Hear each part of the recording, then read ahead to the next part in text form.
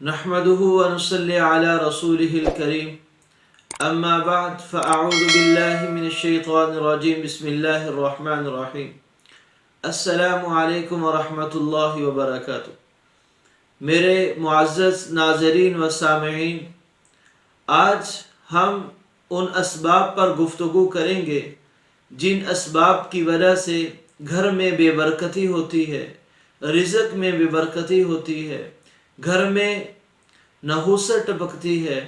اگر ان اسباب کو، ان باتوں کو، ان کاموں کو دور کر لیا جائے تو پورے گھر میں رزق کی فراوانی ہو جاتی ہے، برکتیں ہی برکتیں آ جاتی ہیں، تمام پریشانیاں ختم ہو جاتی ہیں۔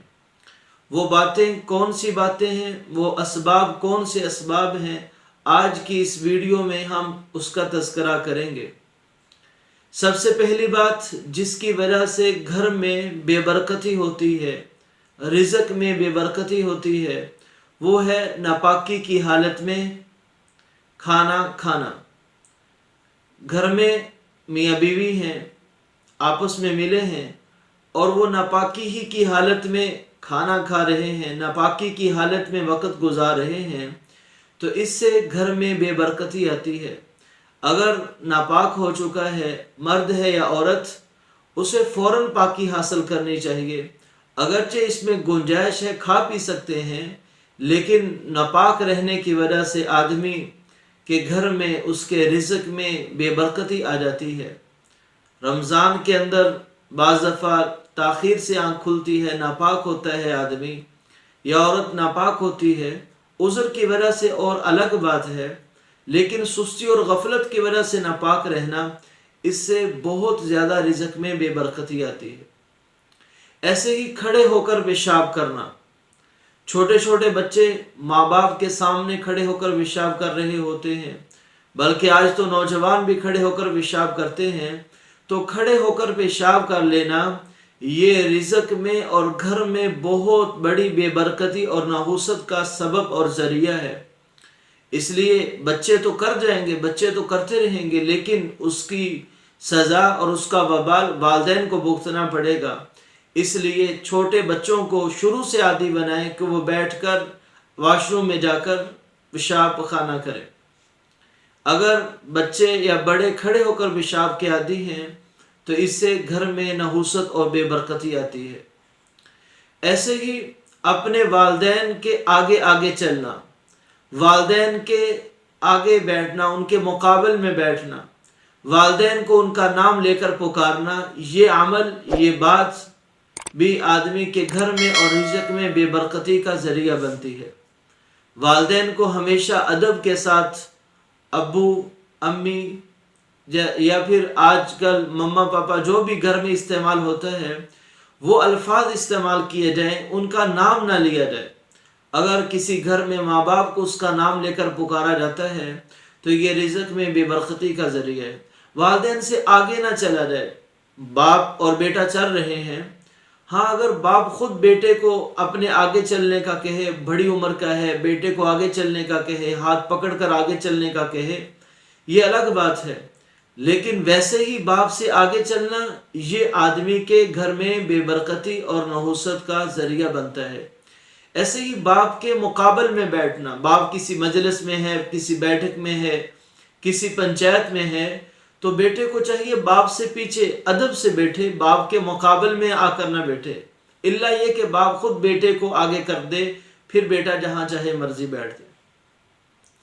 ایسے ہی رزق میں بے برکتی کا ذریعہ اور سبب صبح کی نماز پڑھ کے فوراً سو جانا، یعنی سورج نکلنے سے پہلے پہلے نماز پڑھی اور نماز پڑھ کے سو گئے، تو یہ رزق میں بہت بڑی بے برکتی کا ذریعہ ہے۔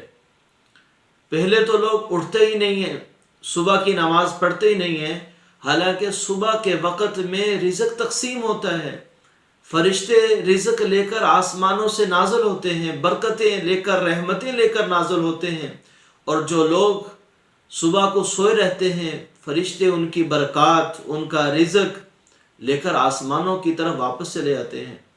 اس لیے صبح کی نماز مسجد میں مرد ادا کریں، عورتیں گھروں میں ادا کریں، پھر کچھ دیر انتظار کریں، ذکر میں، تلاوت میں، تسبیحات میں وقت گزاریں، اشراق کی نماز ہے، میں نے ایک ویڈیو میں اس کی فضائل بیان کیے ہیں۔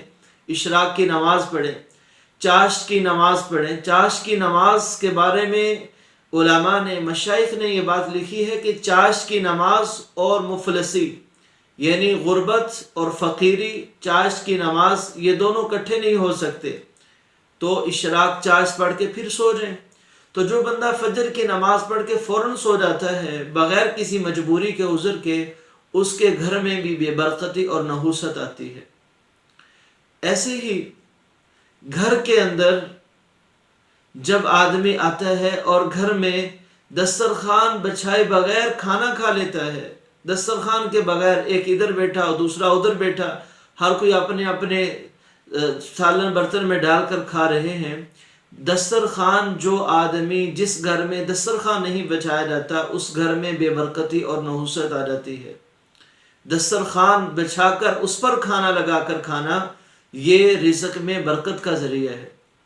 اچھا، دسترخوان نہیں لگایا، ٹیبل ہے، کوئی بھی چیز ہے جس پر بیٹھ کر کھانا کھا رہے ہیں، تو کھانا کھاتے وقت منہ سے نوالا گر جاتا ہے یا کوئی اور کھانے کی چیز گر جاتی ہے، اسے اٹھا کر کھا لینا یہ سنت ہے، لیکن اکثر لوگ اس کھانے کو ضائع کر دیتے ہیں۔ تو ایسا کھانا جو لقمے سے بچ جائے یا گر جائے، دسترخوان پر، ٹیبل پر بچ جائے، گر جائے، اسے ضائع کر دینا یہ رزق میں بے برکتی اور نحوست کا ذریعہ ہے، گھر میں بے برکتی کا ذریعہ ہے۔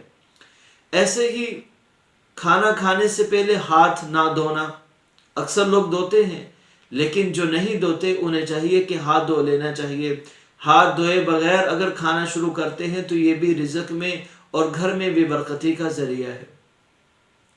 ایسے ہی کھانا کھاتے وقت اس بات کا خیال رکھنا ہے کہ ٹوٹے ہوئے برتن سے نہ کھایا جائے، ٹوٹے ہوئے برتن سے نہ پیا جائے۔ آپ صلی اللہ علیہ وسلم نے اس سے منع فرمایا ہے۔ ٹوٹی ہوئی چیز سے منہ لگا کر کھانا پینا ایسی بات نہیں، جو برتن صحیح ہے، صاف ستھرا ہے، اسی سے کھانا کھانا چاہیے۔ اور جو سب سے بڑی نحوست کی بات ہے جو میں بتانا چاہتا ہوں وہ یہ کہ رات کو برتنوں کا گندے چھوڑ دینا۔ کچن میں سنک بھرا پڑا ہے، عورتیں چھوڑ دیتی ہیں، کام والیاں چھوڑ دیتی ہیں، تو رات کو جو کھانے کے برتن ہیں انہیں صاف ستھرا کر کے پھر رکھنا چاہیے۔ گندے برتنوں کو نہیں رکھنا چاہیے، ورنہ ان گندے برتنوں کی وجہ سے ایک تو ویسے ہی کیڑے مکوڑے، جراثیم پیدا ہوتے ہیں، دوسرا گھر میں رزق میں بے برکتی آتی ہے۔ اور ایک بات اور کہ کھانے پینے کی چیزوں کو ڈھانپ کر رکھنا، کھانے پینے کی چیزوں کو ڈھانپ کر رکھا جائے تو برکت آتی ہے، اگر کھلا چھوڑ دیا جائے تو اس میں بے برکتی آتی ہے۔ ایسے ہی بے برکتی اور نحوست کی جو چیز ہے وہ یہ کہ آدمی کا اپنے زیر ناف بال، یا عورت ہے، مرد ہے، عورت ہے، کچھ جسم کے بال ہیں، باڈی کے بال ہیں جس کا اتارنا مرد اور عورت کے لیے ضروری ہے۔ اگر کسی نے 40 دن گزر گئے لیکن بال ہی نہیں کاٹے، 40 دن کے بعد بھی اگر کسی نے نہیں کاٹے تو یہ گندے بالوں کی وجہ سے، ناپاک بالوں کی وجہ سے یہ آدمی گھر میں نحوست کا، بے برکتی کا، رزق میں تنگی کا ذریعہ بن رہا ہے۔ 40 دن سے پہلے کاٹ لینے چاہیے۔ سنت تو یہ ہے کہ ہر ہفتے کاٹ لینے چاہیے۔ اگر نہیں کسی کے پاس ٹائم، وقت نہیں ہے تو کم از کم 40 دن سے پہلے کاٹ لینا چاہیے۔ ایسے ہی گھر کے اندر بعض دفعہ چھتوں پر جالے وغیرہ لگے ہوتے ہیں مکڑی کے، تو مکڑی کے جالے ان کو صاف کر لینا چاہیے۔ جس گھر میں مکڑی کے جالے لگے رہتے ہیں اس گھر میں بے برکتی اور نحوست ٹپکتی رہتی ہے۔ ایسے ہی ٹوٹی ہوئی کنگھی سے کنگا کرتے ہیں سر میں، عورتیں بھی استعمال کرتی ہیں، مرد بھی استعمال کرتے ہیں۔ اگر کوئی ٹوٹی ہوئی کنگھی کو استعمال کرتا ہے اس سے بھی گھر میں بے برکتی آتی ہے۔ اور ان تمام باتوں کے ساتھ، تمام چیزوں کے ساتھ جو بے برکتی کی سب سے بڑی وجہ ہے وہ گناہ ہیں، بدعمالیاں ہیں، جس کی وجہ سے گھر میں بے برکتی آتی ہے۔ نماز کا چھوڑ دینا، جھوٹ کا بولنا، لوگوں کو ستانا، ظلم و ستم کرنا، ان تمام چیزوں سے بھی بچنا ہے۔